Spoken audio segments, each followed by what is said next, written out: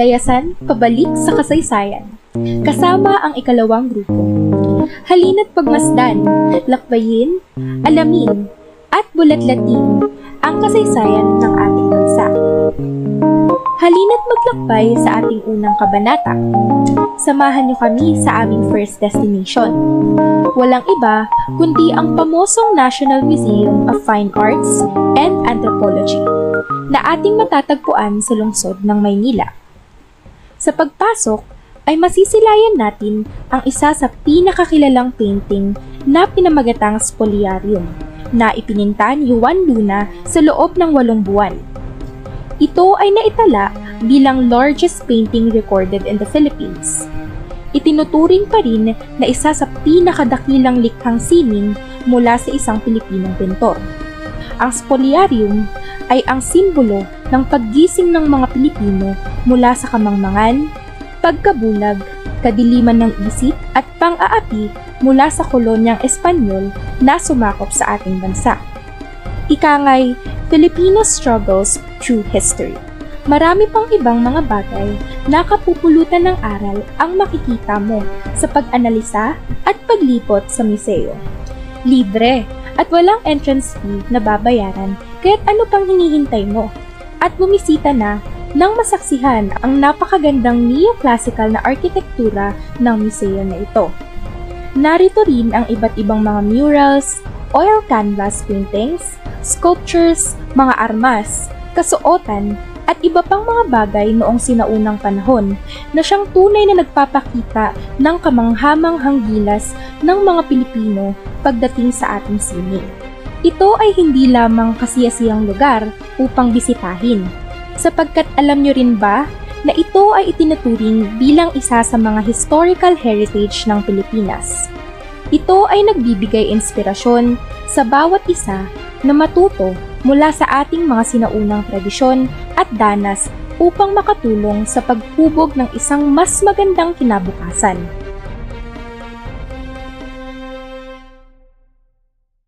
Halina't bisitahin natin ang mga mahahalagang lugar sa lungsod ng Maynila. Tara at simulan natin ang ikalawang kabanata sa Arroceros Park. Ito ay tinagurian na The Manila's Last Law. Ang lugar ay napapaligiran ng sagana at matataas na iba't ibang uri ng puno. Ang parke ay nagbibigay ng malamig na simoy ng hangin na santuaryo mula sa nakakapasong araw ng Maynila.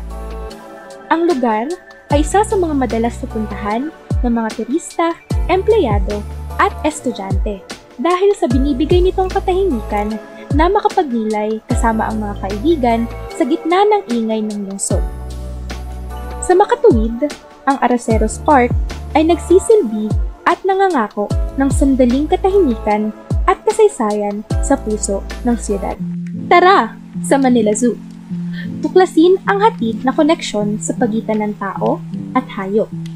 Sa pagpasok, sasalubong sa atin ang munting tahanan ng iba't ibang lahi o uri ng hayop. Ang lugar na ito ay ibinukas sa publiko noong 1959. Hindi lang huni ng ibon ang iyong maririnig, ngunit pati na rin ang mga nakakatuwang pagkamangha ng mga bata at matatanda. Ang tanawin ng mga taas dibdib na tigre at ang lugar na napapaligiran ng kalikasan. Ating sisirin ang makabuluhang buhay sa kailaliman, kung saan ang Manila Ocean Park ay nag-aalok ng sulyap sa buhay ng mga isda sa karagatan.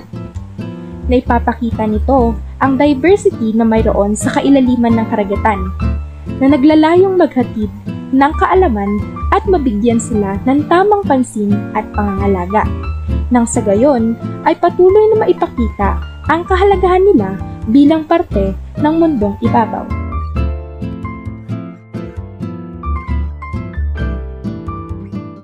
Halina't silipin, saksihan, at simulan ang ikatlong kabanata sa pinakakilala na Malacañang Palace. Alam nyo ba na ang salitang Malacañang ay nagmula sa katagang may lakan dyan?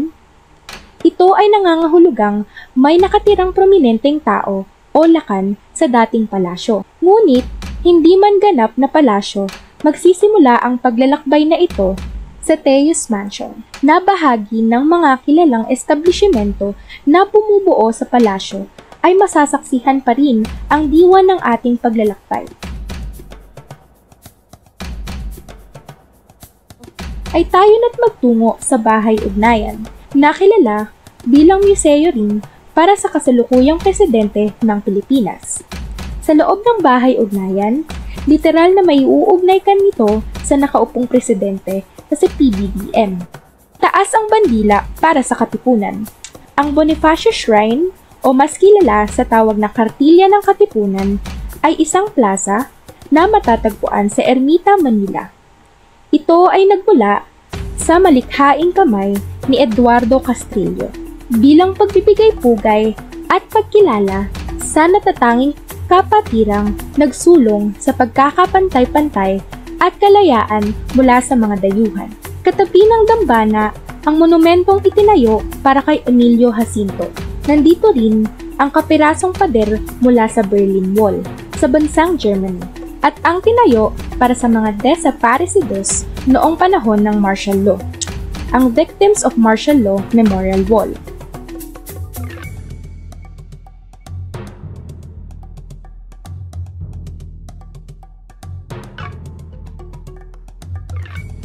Mula sa Kartilya ng Katipunan, matatanaw sa taas ang matayog na orasan, ang Manila Clock Tower.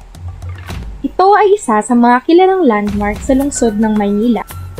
Kaunting baybay patungong Intramuros, masisilayan ang estrukturang pangkultura at relihiyon ng mga Pilipino, ang Manila Cathedral, na kilala rin bilang the Minor Basilica and Metropolitan Cathedral of the Immaculate Conception. Ito ay isa sa mga pinakakilalang simbahan sa Pilipinas. Ito ay matatagpuan sa Intramuros, ang makasaysayang distrito ng Maynila.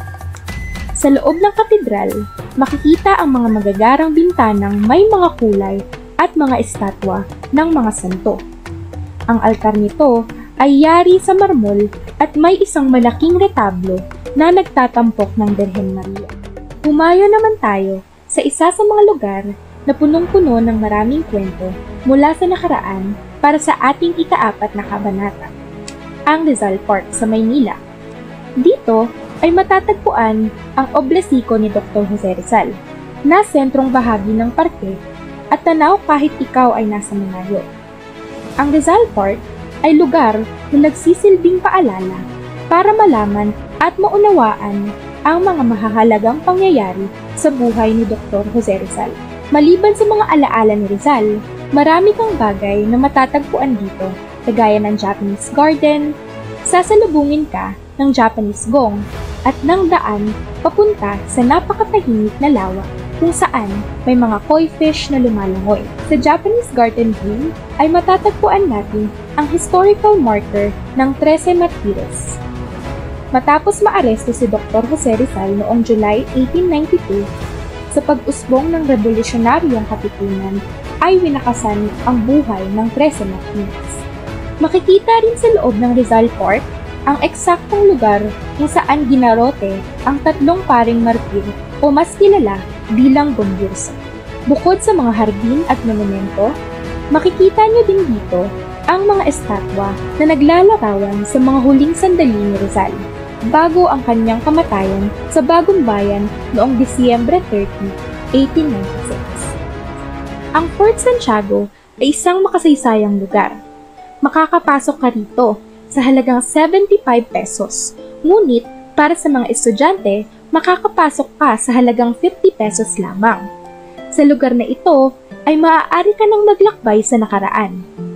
Ang Fort Santiago ay itinayo noong 1571 sa pamumuno ni Miguel Lopez de Legazpi, ang unang gobernador general ng Espanya sa Pilipinas. Ito ay nagsilbi bilang kuta ng Espanyol. Dumako naman tayo sa tinatawag na The Dungeon, na puno ng kwentong mapait at madilim. Sa pagbisita sa Fort Santiago Dungeon, hindi lamang natin matutuklasan ang isang madilim na bahagi ng kasaysayan, kung hindi dito din natin maipapagtanto kung gaano kahirap ang dinanas ng mga Pilipino sa kamay ng mga mananakop Nakatago sa gitna ng mga abalang lansangan at matataas na gusali, matatagpuan ang isang parke na malago sa kasaysayan, ang Paco Park. Ang kwento nito ay nagbibigay ng mga salaysay ng kabayanihan at pagsasakripisyo. Dito nakalagak at inilibing ang ilan sa ating mga bayani katulad na lang ni Jose Rizal at ng Gumbursa.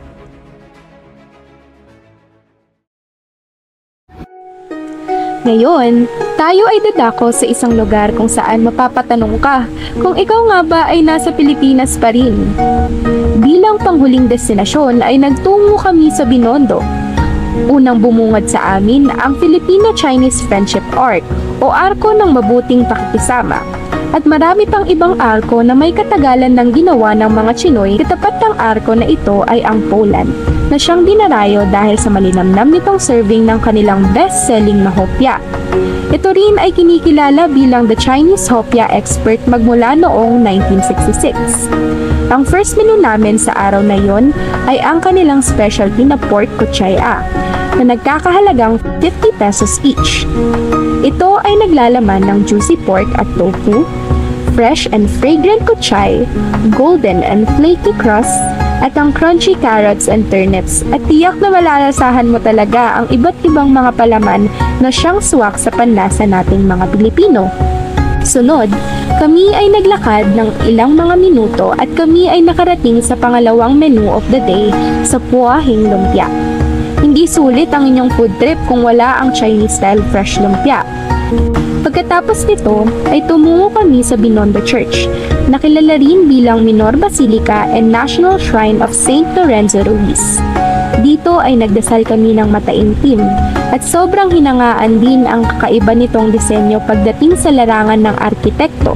Para sa ikatlong menu of the day, ay nagtungo na kami sa pinipilahan at tinadayang Lord Chow's Bakery para sa kanilang world-famous na egg tart. Halos lahat kami ay nag-enjoy sa lasa nito at gusto pa itong balik-balikan dahil nga namang masarap at nakakaengganyo itong ipasalubong sa ating mga pamilya.